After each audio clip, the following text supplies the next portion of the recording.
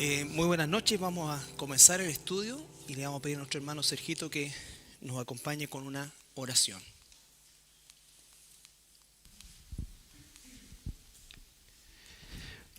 Padre Celestial, gracias por este tiempo que tú permites que podamos estar reunidos en tu nombre. Gracias por el estudio del día de hoy y te pedimos que tú puedas enseñar de tu palabra para que derribes ideas, pensamientos, posiciones que tantas veces están equivocadas, Señor, que no las hemos aprendido en tu palabra, Padre, y que esta linda oportunidad que tenemos para escuchar tu voz y tener convicciones de tu palabra, la cual nos puedes enseñar el día de hoy. Queremos ser útiles a ti, Señor, y ciertamente con un pensamiento dispuesto a ti, una voluntad dispuesta para ti, para que tú transformes nuestra mente y nuestro corazón. En el nombre de Jesús. Amén. Amén. Bueno, nosotros estamos revisando el tema de los dones espirituales como parte de las actividades que se deben ejercer en una iglesia, ¿no es cierto? Y hicimos una larga introducción acerca de los dones espirituales partiendo por la persona del Espíritu Santo y pasamos por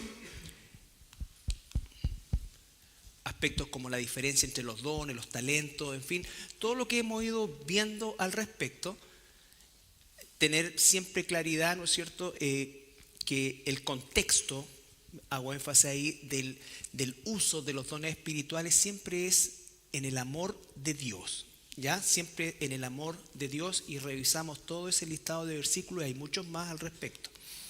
Luego, la importancia también de la administración de los dones.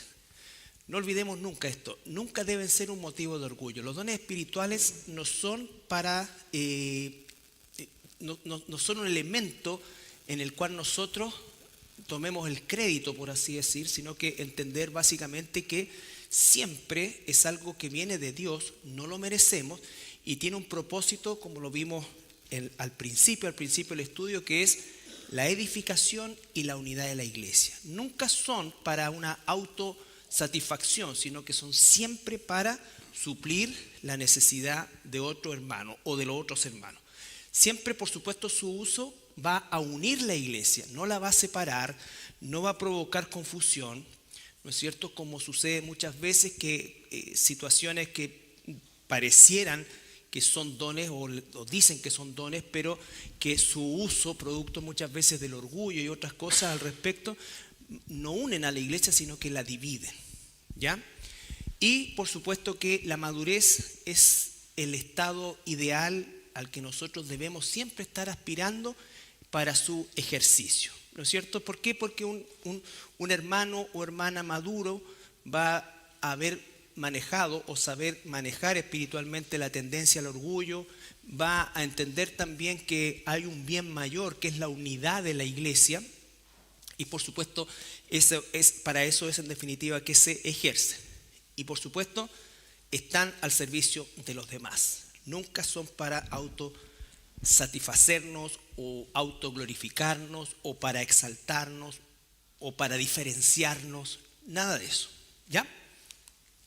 Bien, y la semana pasada comenzamos a ver los dones, permiso,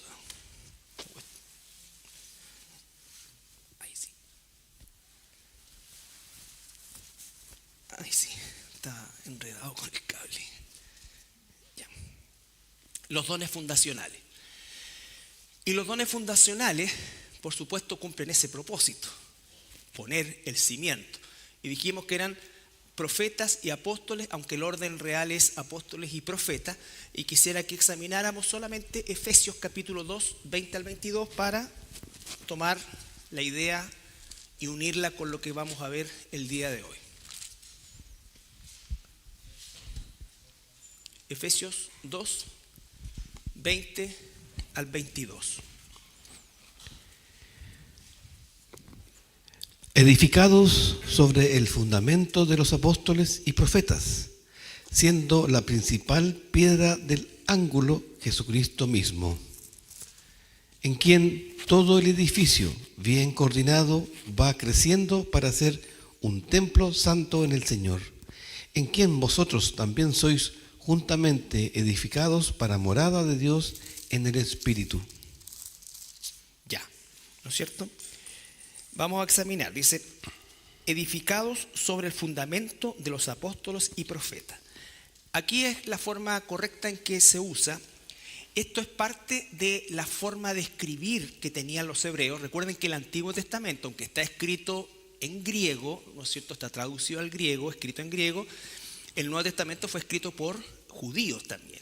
Y en el judaísmo, una de las formas de escribir, un hebreísmo que se llama, es que siempre colocan lo más importante y después lo menos importante, ¿ya? Entonces, desde ese punto de vista, los apóstoles, escrituralmente, son más importantes incluso que los profetas, ¿ya? Recuerden, los profetas recibían el Espíritu Santo en momentos específicos de su vida. En cambio, el Espíritu Santo hace morada definitivamente en los apóstoles. Los apóstoles recibieron un ministerio único, ¿no es cierto?, que duró durante toda su vida, y los apóstoles en definitiva son los encargados de revelar todo lo que estaba escrito en el Antiguo Testamento. Es decir, los apóstoles no solo complementan, sino que son los que realmente iluminan toda la enseñanza del Antiguo Testamento, ¿ya? Recuerden que cuando ellos enseñaban, lo que estaban enseñando era el Antiguo Testamento, que había estado ahí siempre. Bueno, esto era tan así que, ¿recuerdan la escena de Jesús cuando dice, el que quiera ser primero? Jesús quiebra este pensamiento que había, que tendrá que ser el servidor de todo. Entonces, no cuadraba eso, porque siempre el concepto de el primero era el relevante. Entonces, tiene que ver con eso. Pero lo clave acá es, dice, sobre el fundamento, edificados sobre el fundamento. Nosotros no somos fundamento, nosotros somos parte del edificio. La piedra principal, la piedra angular que une ambos testamentos es nuestro Señor Jesucristo. En el Antiguo Testamento es profetizado, en el Nuevo Testamento es explicado, iluminado, cumplido, todo lo que eso significa. Entonces, ¿nosotros quiénes somos? En quien todo el edificio, eso somos nosotros. Somos el edificio, bien coordinado, va creciendo para ser un templo santo en el Señor, en quien vosotros también sois juntamente edificados para morada de Dios en el Espíritu Santo. Entonces, nosotros somos el edificio, no somos el fundamento. Por eso dijimos desde un principio que el ministerio apostólico es un ministerio único e irrepetible. Solamente estos 12 que vamos a estudiar a lo largo de este estudio, los miércoles siguientes, ¿ya? Por supuesto, la palabra apóstol tenemos que tratarla en términos genéricos, que es apostelo, y es un enviado. Era una palabra que en el idioma, en la época de la escritura del Nuevo Testamento, era una palabra común, ¿no es cierto? El enviado, ¿ya? Adquirió un término concreto en lo espiritual cuando se aplicó a los 12 apóstoles y a algunos hombres enviados, ¿no es cierto?, en el caso de Bernabé, enviado por la iglesia de Antioquía. Pablo envió a un hermano a la iglesia de Filipo, por ejemplo, por decir una cosa, ¿ya? Entonces, el término enviado era un término usado habitualmente. Ahora, se cierra el término y se hace la diferencia cuando hablamos de los apóstoles de Jesús, ¿ya? Los apóstoles de Jesús. Entonces, la palabra apóstol era una palabra que se usaba con regularidad en el mundo de la época del Nuevo Testamento, y es como la palabra, por ejemplo, genéricamente hablando, bautizo o baptizo, que significaba sumergir algo o alguien en agua. Entonces, adquirió un sentido espiritual cuando lo llevamos al plano de lo que es el bautismo de Juan y después el bautismo de Jesús, ¿ya? Pero era una palabra común, o sea, no sé, puede decir un ejemplo, voy a bautizar los platos, lo que quería decir, voy a sumergir los platos y los voy a lavar. O la palabra eclesía, que también era una palabra común que se usaba, pero que cuando se escribe el Nuevo Testamento adquiere una dimensión casi exclusiva en términos espirituales de la iglesia, ¿ya? Pero eclesía era una asamblea. Entonces, no sé, pues alguien puede decir, ¿sabes qué? Voy a la eclesía del curso de mi hijo o de mi hija, ¿no es cierto? Era una asamblea relativamente homogénea que tenía un propósito común, ¿ya? Eso era eclesía.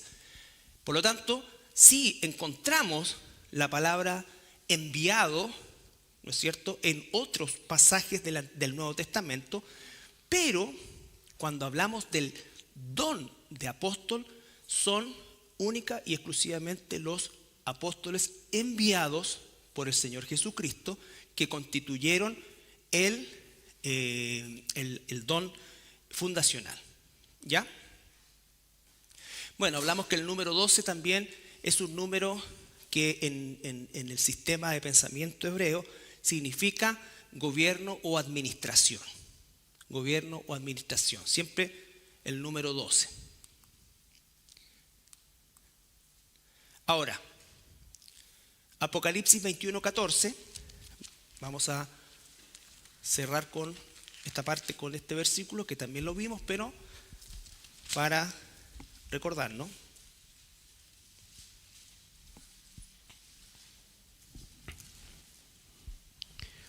Y el muro de la ciudad tenía 12 cimientos, y sobre ellos los 12 nombres de los 12 apóstoles del Cordero.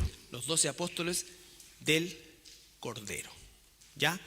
Por eso, una vez más, el ministerio, el don apostólico es irrepetible.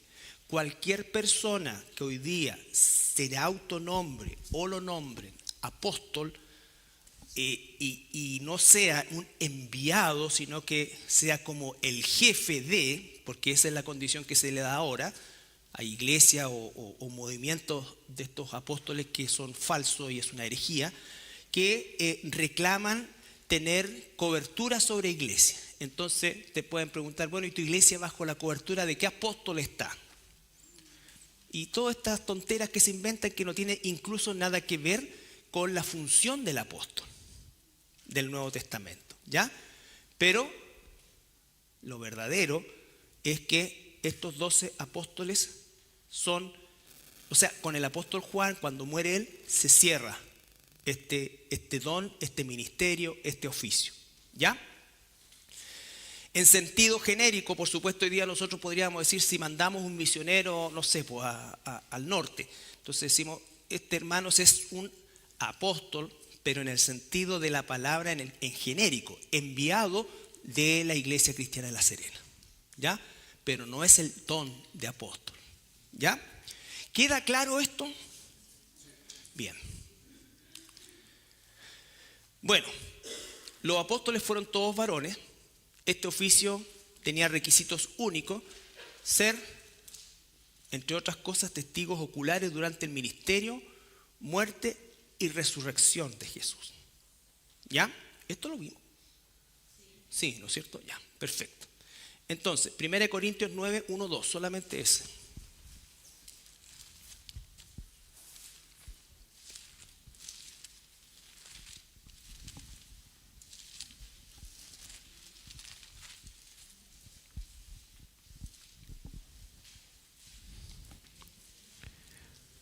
No soy apóstol, no soy libre, no he visto a Jesús, el Señor nuestro. ¿No sois vosotros mi obra en el Señor? Si para otros no soy apóstol, para vosotros ciertamente lo soy, porque el sello de mi apostolado sois vosotros en el Señor. Ya. Los testigos oculares del ministerio, muerte y resurrección de Jesús. Cuando examinamos nosotros al apóstol Pablo, vemos que él fue llamado por Jesús ya resucitado, ¿no es cierto? Ahora, los apóstoles,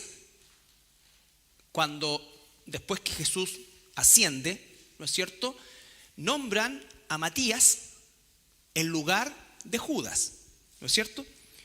Ahora, Matías no fue llamado por el Señor Jesucristo. lo cual no significa que no fue un apóstol. Sí fue un apóstol, pero no es un apóstol del Cordero.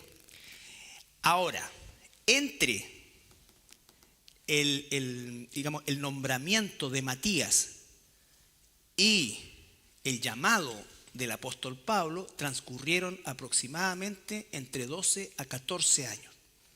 O sea, entre 12 y 14 años o 14 años, Matías cumplió un rol de apóstol, pero como un parche, diríamos. ¿Ya? Como un parche. ¿Por qué? Porque en la mente de los discípulos está siempre el número 12, ¿no es cierto?, para completar la forma de administración o de gobierno. ¿Ya? Entonces Matías sí es un apóstol, pero es un apóstol elegido por los apóstoles. El requisito para ser un apóstol como el don de apóstol es ser llamado por Jesucristo. Ahora, el apóstol Pablo es llamado por Jesucristo resucitado. Por eso está diciendo ahí, yo he visto al Señor, yo soy igual que los otros apóstoles. Y lo está hablando a la iglesia de Corinto, porque recuerde que la iglesia de Corinto siempre cuestionó la validez apostólica del apóstol Pablo. ¿Ya? Entonces, Judas se suicida, fue parte del ministerio de Jesús, pero no fue parte ni de la muerte ni de la resurrección, y además lo traicionó.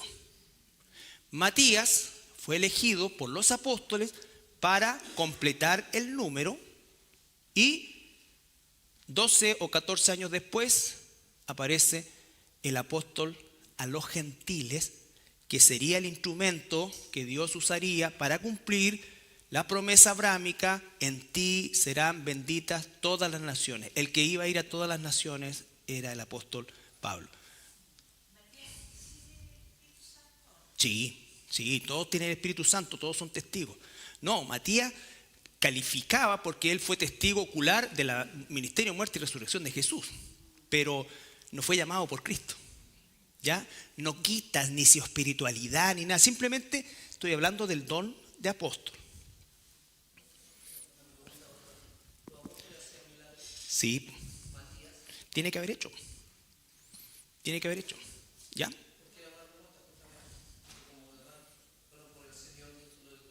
Sí. De hecho, se nombra a Bernabé, lo vamos a ver, que también hizo milagros, pero estaba dentro del círculo apostólico.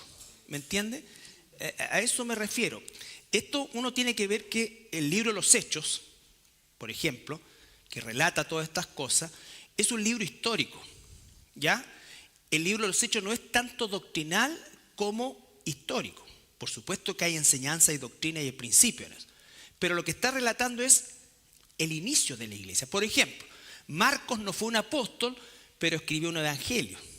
Pero ¿quién estuvo y quién, digamos, timbró ese escrito? El apóstol Pedro.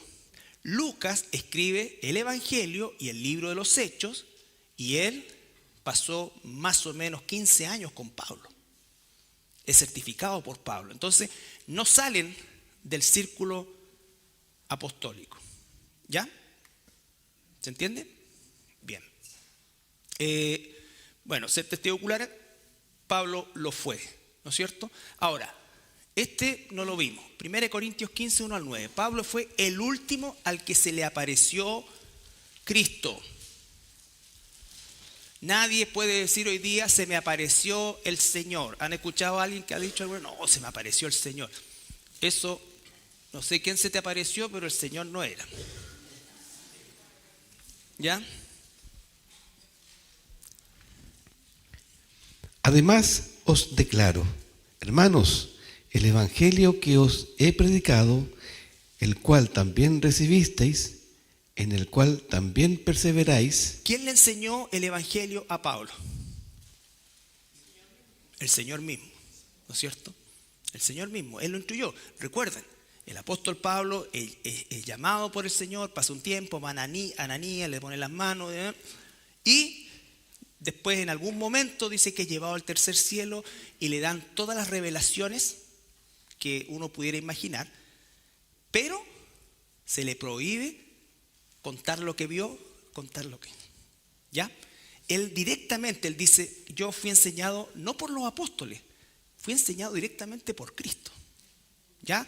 En el tiempo en que estuvo un par de años en Arabia, dice, no en la Arabia de la Arabia Saudita, hay una parte al noreste de Siria que se llamaba Arabá o Arabia. ¿Ya? En esa Arabia estaba. De Antioquía se fue para allá. Por el cual, asimismo, si retenéis la palabra que os he predicado, sois salvos, si no creísteis en vano. Porque primeramente os he enseñado lo que asimismo recibí, que Cristo murió por nuestros pecados conforme a las Escrituras, y que fue sepultado, y que... Momento, ahí está. Esa sección es clave. Les he enseñado lo que yo recibí. ¿De quién? De Cristo mismo. Que Cristo murió por los pecados conforme a la Escritura. ¿Cuál Escritura? El Antiguo Testamento. Entonces ahí tenemos apóstoles, profetas, cimiento. Y que fue sepultado y que resucitó al tercer día, conforme a las Escrituras. Y que apareció a Cefas y después a los 12. Después apareció a más de 500 hermanos a la vez, de los cuales muchos viven aún y otros ya duermen. Después apareció a Jacobo, después a todos los apóstoles. Y al último de todos, como un abortivo, me apareció a mí, porque yo soy el más pequeño de los apóstoles, que no soy digno de ser llamado apóstol, porque perseguí a la iglesia de Dios. Ya, fíjense, esas apariciones, hasta la aparición la visión que tuvo Pablo del Señor Jesucristo resucitado, fueron todas durante los 40 días que Jesús estuvo después de la resurrección, antes de ascender, ¿no es cierto? En la ascensión solo estuvieron los 11 apóstoles, ¿ya? Pero durante el periodo de esos 40 días hubieron hermanos que los vieron, Cefas, que es Pedro, ¿no es cierto? Y 500 a la vez, y todo eso durante esos 40 días. Bueno, después de eso pasaron 14 años, entre 12 o 14 años, y se aparece Jesús exclusivamente a Pablo. Recuerdan que los que iban con Pablo no vieron nada. No vieron nada. No escucharon. No vieron. Se apareció solamente a él. ¿Y qué dice Pablo? Dice, se apareció a este, a 500, y después de 14 años, por último, se me apareció a mí, que soy el más pequeño de los apóstoles, porque fui perseguidor, y como un abortivo, alguien nacido fuera de tiempo. ¿Por qué dijo eso? Porque se suponía que, ¿no es cierto?, un apóstol habría vivido con Jesús. Pablo no vivió con Jesús, pero Pablo conoció a Jesús y de hecho lo conoció glorificado, ¿no es cierto?, y en el tercer cielo. Pero él es el último de los apóstoles y el último a quien Jesús se le apareció. Jesús no tiene otra aparición. Recuerden que cuando vemos el Apocalipsis, Juan él es llevado y ve a Jesús, ¿no es cierto? Pero no se le apareció, sino que lo que está haciendo ahí en Juan es una visión gigantesca de lo que es la figura del Señor. Y después vemos que es un ángel el que le va relatando todas las cosas en el libro de Apocalipsis. ¿Ya? Bueno, ¿por qué esto? Porque nunca se ha vuelto y no se va a aparecer Jesús hasta que venga por nosotros, hasta que sus enemigos, todos sus enemigos estén debajo de sus pies. Él dice que ascendió, está sentado a la diestra del Padre, ¿no es cierto? Y desde ahí va a pararse un día y va a venir a juzgar a los fieles muertos. Entonces, Dios, Jesús, no se le ha aparecido a nadie, ¿ya? Y si a alguien ha tenido alguna aparición, no era ni de un ángel, ni de Jesús. Si es algo real, es un demonio, un éxtasis emocional o falso. pero tenemos que ceñirnos por lo que dice la Escritura. ¿Ya? Por lo que dice la Escritura. ¿Estamos claros ahí? Bien. Bueno. Hacían señales milagrosas los apóstoles que confirmaban su ministerio único e irrepetible. Los apóstoles hacían señales milagrosas. ¿Ya? Testificando o certificando que su ministerio es único e irrepetible. Mateo 10, 1 al 4.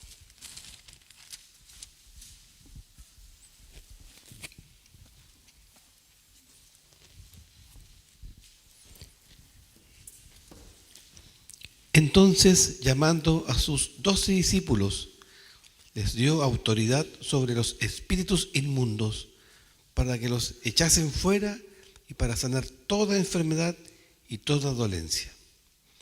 Los nombres de los 12 apóstoles son estos: primero Simón, llamado Pedro, y Andrés su hermano, Jacobo, hijo de Zebedeo, y Juan su hermano, Felipe, Bartolomé, Tomás, Mateo el publicano, Jacobo, hijo de Alfeo, Lebeo, por sobrenombre Tadeo, Simón el cananista y Judas Iscariote, el que también le entregó. Ya. ¿Queda claro eso? ¿Qué estamos viendo ahí? Volvamos a leer. Entonces, llamando a sus 12 discípulos, les dio autoridad sobre los espíritus inmundos. ¿Quién le dio autoridad? Jesús a los discípulos. Para que echasen fuera y para sanar toda enfermedad y toda dolencia. Ya. El Espíritu Santo no estaba todavía en ellos. Esto es algo que Jesús les concedió para predicar el Evangelio. Están como en el calentamiento de lo que va a ser el evangelismo, lo está preparando. ¿Ya? Marcos 6. Recuerde que Jesús tenía muchos discípulos, por eso es que en los evangelios, indistintamente, vamos a ver a los apóstoles como discípulos también, discípulos o apóstoles. Porque recuerden, cuando los elige, dice que de todos sus discípulos, Él escogió a 12. ¿Ya? Después llamó a los 12 y comenzó a enviarlos de 2 en 2 y les dio autoridad sobre los espíritus inmundos y les mandó que no llevasen nada para el camino, sino solamente bordón, ni alfombra, ni pan, ni dinero en el cinto, sino que calzasen sandalias y no vistiesen 2 túnicas. Y les dijo: donde quiera que entréis en una casa, posad en ella hasta que salgáis de aquel lugar. Y si en algún lugar no os recibieren ni os oyeren, salid de allí y sacudid el polvo que está debajo de vuestros pies, para testimonio a ellos. De cierto os digo que en el día del juicio será más tolerable el castigo para los de Sodoma y Gomorra que para aquella ciudad.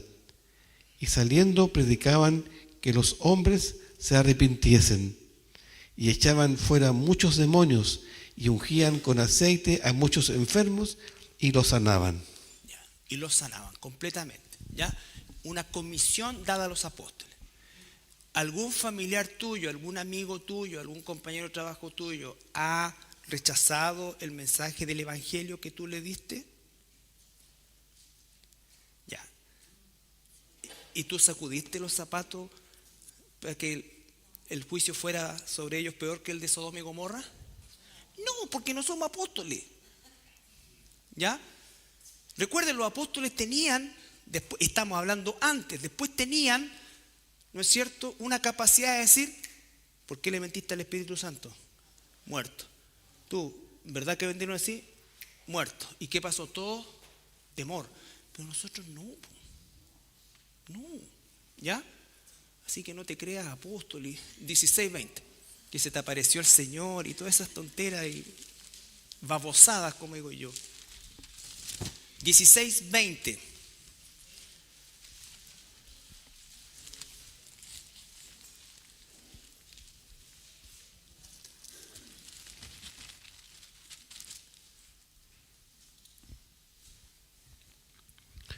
Y ellos, saliendo, predicaron en todas partes, ayudándoles el Señor y confirmando la palabra con las señales que le seguían. Amén.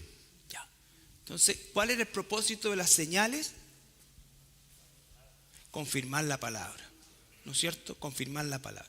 En el tiempo del Nuevo Testamento, si vinieran 2 personas con un mensaje distinto, o 3 o 4 personas con un mensaje distinto, y algunos de ellos hicieran milagros, ¿a quiénes le creeríamos nosotros? O si vienen 3 o 2, mejor dicho, para que sirva el ejemplo, uno hace milagro y el otro no, y los dos tienen un mensaje distinto, ¿a quién supuestamente le creeríamos nosotros? Al que hace milagro, ¿no es cierto? Pero una vez que está la palabra completa, ya no son los milagros los que en definitiva van a determinar que alguien viene con un mensaje de Dios. ¿Qué es lo que es? La palabra. De hecho, la próxima semana lo vamos a ver, las señales y prodigios en el tiempo que nosotros estamos viviendo están asociados a Satanás, más que a Jesús. ¿Ya? Y de hecho, están casi exclusivamente en ese aspecto. Por eso es tan importante esto. Porque no son las señales las que determinan hoy la veracidad o la veracidad de un predicador o de un ministerio o de quien sea. Es, ¿qué cosa? La exactitud de la predicación de la palabra, la fidelidad a la palabra. ¿Ya? Bien. ¿Dónde estamos? Hechos 5.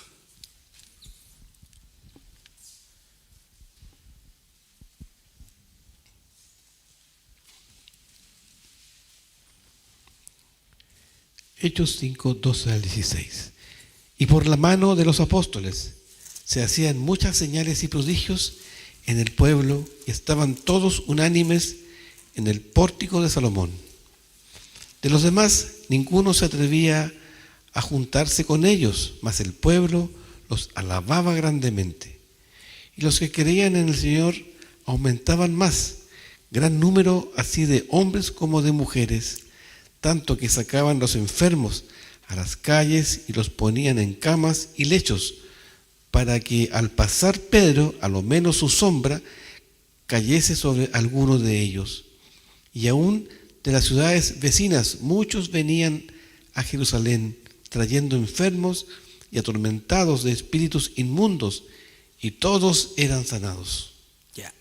Ese don de sanidad asociado al don apostólico tampoco existe hoy como don. Por supuesto que el Señor sigue sanando, el Señor sana, pero en respuesta a la oración de la iglesia, de su pueblo. El don de sanidad era, le trajeron todos los endemoniados, todos los enfermos, y los sanó a todos. ¿Ya? No era que no, que te faltó fe, que no tuviste esto, no, porque no depende de eso. Sacaban, aunque fuera que la sombra cayera sobre ellos. O sea, era algo irrepetible, algo que no tiene comparación con lo que hoy día llaman milagro. Ahora, Dios ha hecho milagros de sanidad, claro, y lo sigue haciendo. Y lo sigue haciendo, pero ¿cuál era el propósito? ¿Y qué dice acá? Por mano de los apóstoles se hacían grandes señales y prodigios. ¿Y cuál era el propósito de eso? Confirmar el mensaje. ¿Y cómo lo vamos a ver? Capítulo 4 de Hechos, no está acá. Hechos 4. No, acá. Gracias. Versículo 13. Tenemos a Pedro y a Juan predicando con valentía el evangelio. Y los sacerdotes, los fariseos quieren, por supuesto, callarlos. Entonces, viendo el denuedo de Pedro y de Juan, sabiendo que eran hombres sin letras y del vulgo, se maravillaban y les reconocían que habían estado con Jesús. Ya, habían estado con Jesús. El 14, 15. Y viendo al hombre que había sido sanado, que estaba en pie con ellos, no podían decir nada en contra. Entonces les ordenaron que saliesen del concilio y conferenciaban entre sí, 16. diciendo: ¿qué haremos con estos hombres? Porque de cierto señal manifiesta ha sido hecha por ellos, notoria a todos los que moran en Jerusalén, y no lo podemos negar.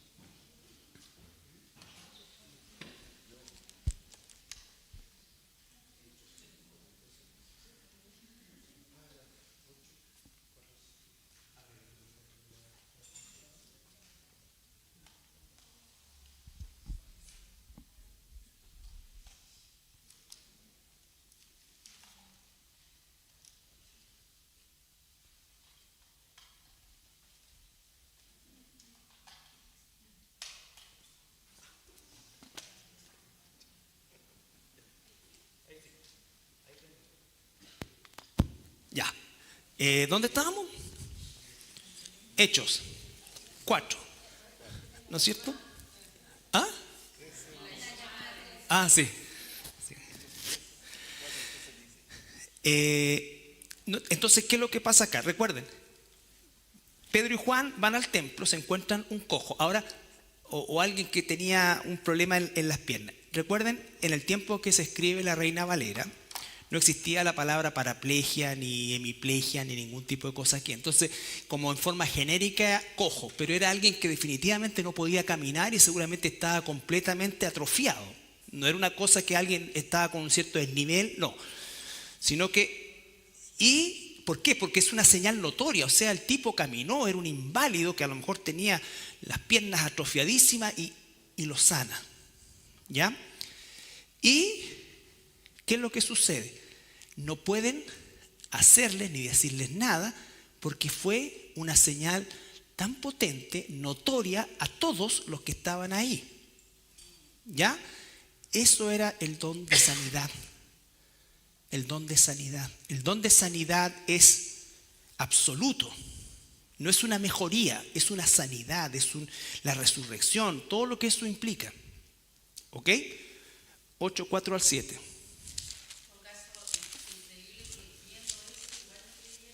Claro, ¿por qué? ¿Por qué? Porque nunca los milagros salvan a las personas. Pueden sanar a las personas, pero no las salvan. Lo que salva es creer el Evangelio. Porque los milagros no eran para evangelizar, los milagros eran para confirmar que estos hombres hablan de verdad de parte de Dios. Pero los que fueron esparcidos iban por todas partes anunciando el Evangelio. Entonces Felipe, descendiendo a la ciudad de Samaria, les predicaba a Cristo. Y la gente unánime escuchaba atentamente las cosas que decía Felipe, oyendo y viendo las señales que hacía. Oyendo y viendo las señales que hacía. Porque de muchos que tenían espíritus inmundos, salían estos dando grandes voces, y muchos paralíticos y cojos eran sanados. Ya, ¿cierto? Entonces, vemos a Felipe haciendo señales y prodigios, pero ¿qué es lo primero que dice? Predicando el Evangelio, confirmando eso. Entonces, escuchaban el mismo mensaje y veían señales. Entonces, esto viene de Dios. Antes de pasar al otro, las señales siempre fueron para confirmar el mensaje. En el Evangelio de Juan capítulo 3,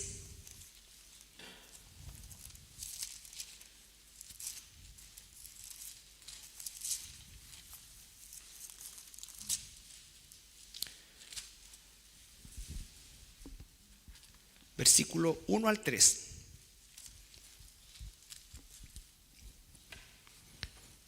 Había un hombre de los fariseos que se llamaba Nicodemo, un principal entre los judíos. Este vino a Jesús de noche y le dijo: Rabí, sabemos que has venido de Dios como maestro, porque nadie puede hacer estas señales que tú haces si no está Dios con él. Respondió Jesús y le dijo: de cierto te digo, que el que no naciere de nuevo no puede ver el reino de Dios. Ya, entonces Nicodemo va, le dice: Rabí, sabemos, tenemos certeza que tú vienes de Dios, porque nadie puede hacer estas señales que tú haces si no está Dios con él. Que entonces reconocían que al menos por las señales Jesús venía de Dios. Cuando lo van a apedrear, recuerdan, él dice: bueno, ¿por cuál buena obra me van a apedrear? Ellos dicen: no, por buenas obras no, sino porque tú, siendo un hombre, te haces igual a Dios. Y cuando Jesús dice: si ya no creen a mi palabra, por lo menos crean por las señales que yo hago delante de ustedes. Entonces no creían ni por la palabra ni por las señales, pero las señales confirmaban que Jesús viene, o a lo menos para ellos. No reconocían, no le dijeron: las señales que tú haces dan cuenta que eres Dios. Pero a lo menos reconocieron que venía de Dios. Exacto, ¿ya? Entonces, cuando vemos las señales en el período apostólico, cumplen exactamente el mismo principio: saber que el mensaje que se está dando viene de Dios. ¿Ya? Ok, ¿dónde estamos? ¿14? Ya. Decide tú, Sergio. Tienes potestad para elegir y para no elegir.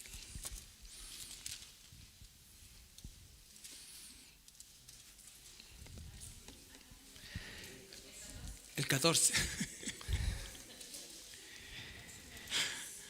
Aconteció en Iconio que entraron juntos en la sinagoga de los judíos y hablaron de tal manera que creyó una gran multitud de judíos y asimismo de griegos. Mas los judíos que no creían excitaron y corrompieron los ánimos de los gentiles contra los hermanos.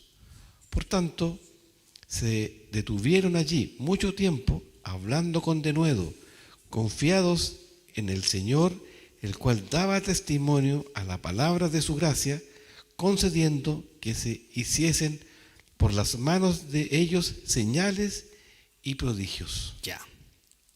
¿Quiénes se detuvieron ahí? Pablo y Bernabé, ¿no es cierto? Entonces, pero ¿qué están haciendo? Están predicando. Ahora, siempre las señales y prodigios eran para corroborar el mensaje en función del evangelio. Por lo tanto, siempre que habían señales y prodigios, era hacia inconversos, no hacia hermanos. Siempre los inconversos están presentes.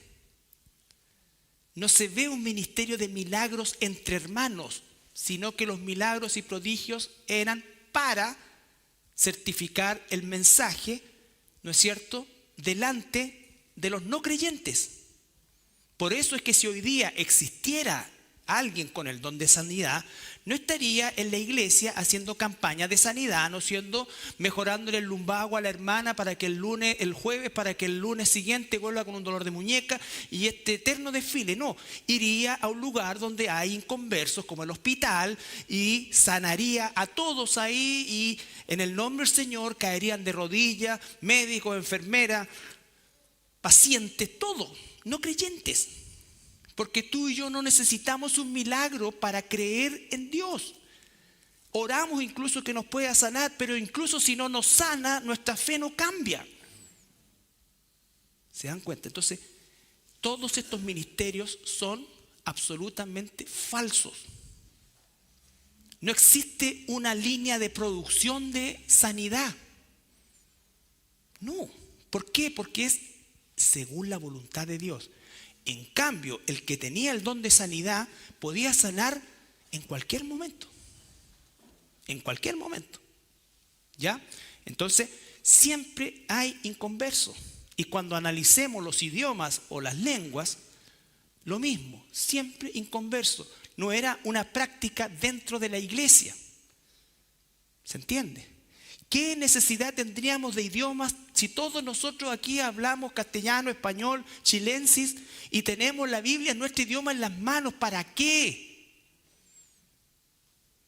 Falso, herejía, mentira, lucimiento personal, autoglorificación, confusión, cualquier cosa eso.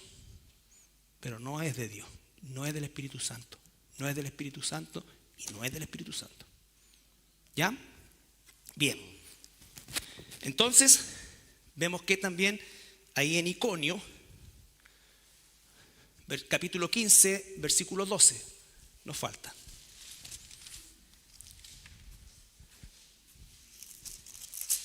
Yo creo que hay mucha hermandad en las iglesias carismáticas, muchos hermanos que están ahí hambrientos de la verdad de Dios, pero las iglesias carismáticas no son doctrinalmente iglesias cristianas.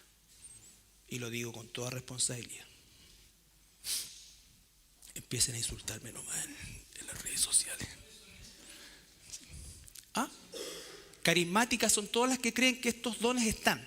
Entonces que tú tienes que hablar en lengua, que tiene que haber sanidades, que tiene que esto, que el bautismo del Espíritu Santo, y todas estas cosas que vimos a lo largo del tiempo. Entonces tú no eres cristiano si no hablas en lengua, o tu cristianismo es de menor calidad que el de otro que sí habla en lengua. ¿Ya? Que la salvación se puede perder, que viene el profeta Juan Pérez, ¿no es cierto? El profeta viene a hablarle las cosas y traiga una palabra fresca. O sea, si una palabra fresca es nueva, es herejía, porque la palabra ya está terminada. ¿Ya? Ok.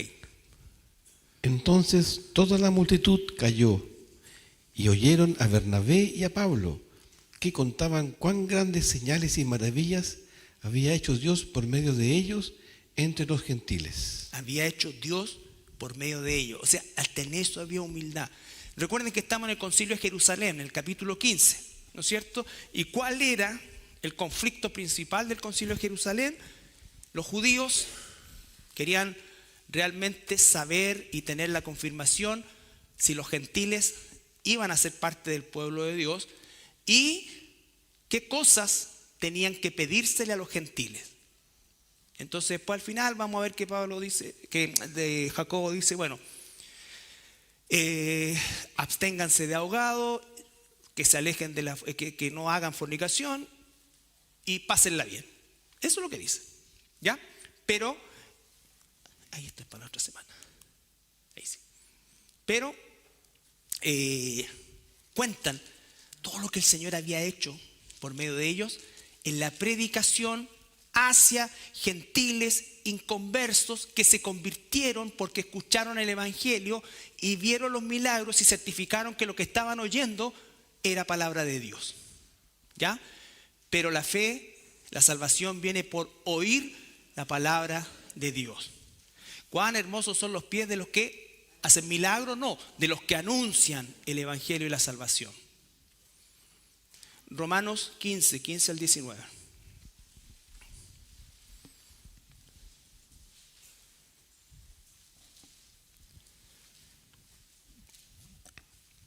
Mas os he escrito, hermanos, en parte con atrevimiento, como para hacerlos recordar, por la gracia que de Dios me es dada, para ser ministro de Jesucristo a los gentiles, ministrando el Evangelio de Dios, para que los gentiles les sea ofrenda agradable, santificada por el Espíritu Santo. Tengo pues de qué gloriarme en Cristo Jesús en lo que a Dios se refiere, porque no osaría hablar sino de lo que Cristo ha hecho por medio de mí para la obediencia de los gentiles, con la palabra y con las obras, con potencia de señales y prodigios en el poder del Espíritu de Dios, de manera que desde Jerusalén y por los alrededores hasta Ilírico, todos los he llenado del Evangelio de Cristo. Ya, eso lo vimos el domingo, ¿se recuerdan? Entonces Pablo está diciendo que predicó a los gentiles, el evangelio a gentiles inconversos, y con señales, con la palabra primero, pero con señales, con prodigios, que eran las señales de apóstol. Pablo dice, ¿no es cierto?, las señales de apóstol han sido hechas. Segunda de Corintios.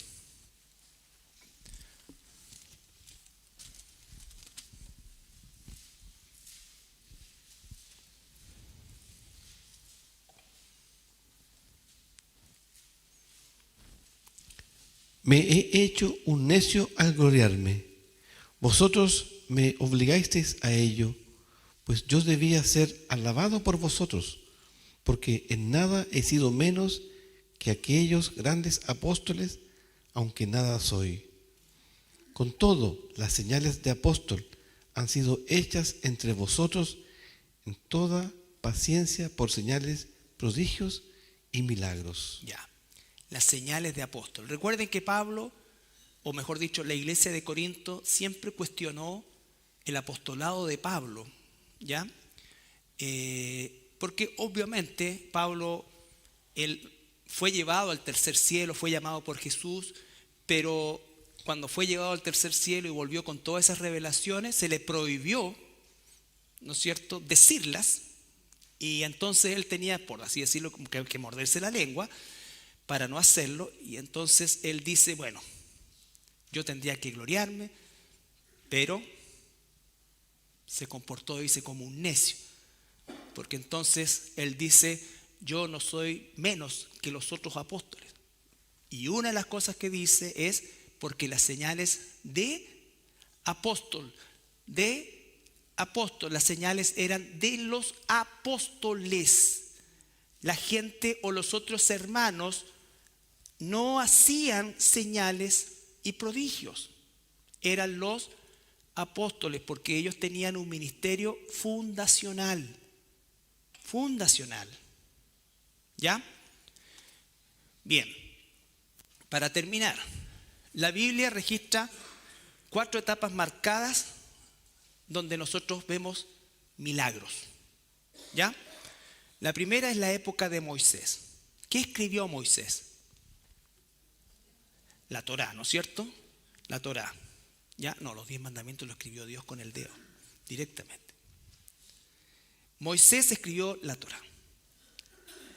Él fue llamado por Dios y desde su llamado él recibió capacidad de milagros. ¿Ya? Él abrió el Mar Rojo, ¿no es cierto? Y no es que se secó un poco o la marea era baja, y como todas esas cosas que inventan de repente, que justo hubo un terremoto allá en Italia, en el Santorini, entonces eso arrastró para acá y corrió la agua. Por favor, Dios puede hacer. Un milagro no es gran cosa para Dios. Un milagro es Dios metiendo un poco el dedo en su creación y moviéndolo un poco y listo. ¿Ya? Entonces hizo eso, un milagro. Un milagro. ¿Ya? Algo que rompe las leyes naturales creadas por el mismo Dios. Bueno, y después, para guiar a más de 2 millones de israelitas rebeldes, israelitas totalmente egipciados, porque venían saliendo de Egipto, de toda esa cultura egipcia, por eso tuvieron que morir la mayoría de ellos en el desierto. ¿Y qué hacía Moisés? Milagros, ¿no es cierto? Para certificar, porque Moisés tenía que decir, no van a comer esto, van a comer esto, van a vestirse así, van a hacer esto, el tabernáculo tiene que ser asá, asá, porque alguien podría decir, oye, pero ¿por qué tan cuadrado? Hagámoslo, démosle una figurita. No. ¿Qué pasó cuando lo cuestionaron? Coré, ¿se acuerdan la familia Coré? ¿No es cierto? Dijo, pero ¿cómo? ¿Que acaso Dios habla solamente por Moisés? ¿No habla también a través de nosotros? Consecuencia de eso, toda la familia Coré, el perro, el gato, todos los tragó la tierra. ¿Qué culpa tenía el perro? Ninguna, pero era de Coré. Entonces, todo lo que era de él se fue al hoyo. Y una cantidad grandota también de levitas, que también se quisieron rebelar. Después unos 75.000 por allá que murieron. La hermana lo peló, le salió lepra y solo por la intercesión de Moisés, ¿ya? Por eso la Marcela nunca me pela. Solo por la intercesión de Moisés se sanó, porque Moisés era un hombre manso, bueno. No le importaba ya que lo pelara, Señor, qué tan listo. Pero no era llegar y cuestionar a Moisés. Por eso eran las señales, los milagros, los prodigios. ¿Ya? Otra etapa, Elías y Eliseo. ¿Qué pasó en esta etapa? ¿Se recuerdan ustedes? La división del reino, ¿no es cierto? La división del reino, y acá iba a ocurrir lo siguiente: los que se irían definitivamente con el reino del norte, con la casa de Efraín, con las 10 tribus que representaban la idolatría. En ese tiempo Acab era el rey y Jezabel su esposa, tu tía, ¿no es cierto? Y Elías y Eliseo hicieron milagros. Pero ¿cuál era la razón de los milagros? Confirmar que eso era falso y esto era de Dios. 400 profetas, 300 más, todos hicieron todo lo que dijimos. Ya Elías se ríe, todo, y después viene ¿qué cosa? El fuego consume el sacrificio de Elías. ¿Y qué hace Elías después con los 700? Los manda a prisión preventiva, le dice ya nunca más lo hagan. No, los manda a matar. Tenía la autoridad de matarlo. Desgollados todos. ¿Ya? Y otro periodo, el ministerio de Jesús. Juan el Bautista no hizo ni un milagro. Y sin embargo Juan el Bautista es considerado el mayor. ¿Ya? Su ministerio público, ya vimos la razón. Y finalmente el periodo de la iglesia apostólica. Y aquí se cierra el canon. Y una vez que se cierra el canon, ya no es necesario las señales y prodigios para certificar la verdad de Dios. Hoy día nosotros hablamos la verdad ya dada, como dice Judas, la fe, refiriéndose al cuerpo de doctrina, que ya fue dada o una vez dada. ¿Ya? No existe nueva revelación, siempre lo que sea así es herejía. ¿Ya? Es herejía. ¿Estamos? Bien, ¿alguna pregunta?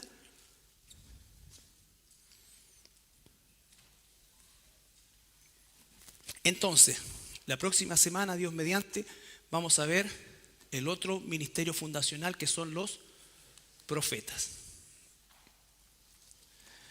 Ok. Recuerden, si el don de apóstol terminó con Juan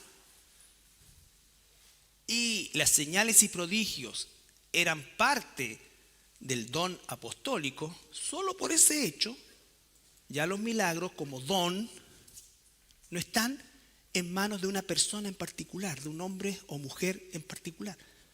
Están en manos de la iglesia, el cuerpo de Cristo. ¿Ya? Y Dios lo sigue haciendo, por supuesto. Bien.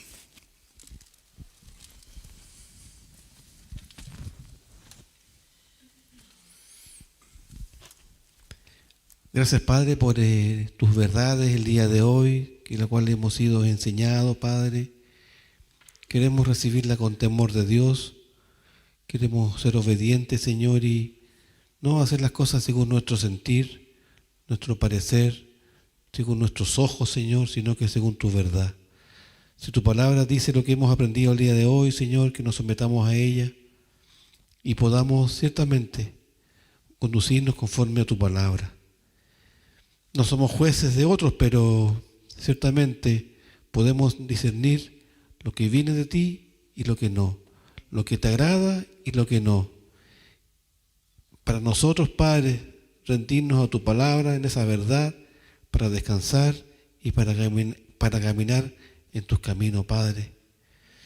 Aquellos que no están en esta verdad, Padre, te rogamos que tengas misericordia, que tengas esa gracia infinita y que ellos se puedan volver al Dios verdadero, que se puedan volver según tu palabra, Padre, porque ciertamente están caminando en un camino que no es tuyo, Señor. Padre Santo, gracias por tu misericordia, gracias por tu palabra el día de hoy, gracias por siempre a hablarnos a cada uno de nosotros. Obra por medio de tu Espíritu Santo y también animarnos y desafiarnos unos a otros de estar reunidos siempre en los estudios del día miércoles en tu palabra para aprender, Señor, y no ser engañados con mentiras o cosas que nuestro sentir nos lleve a error y menos a pecado. Padre Santo, dejamos esta oración a tus pies en el nombre de Jesús. Amén.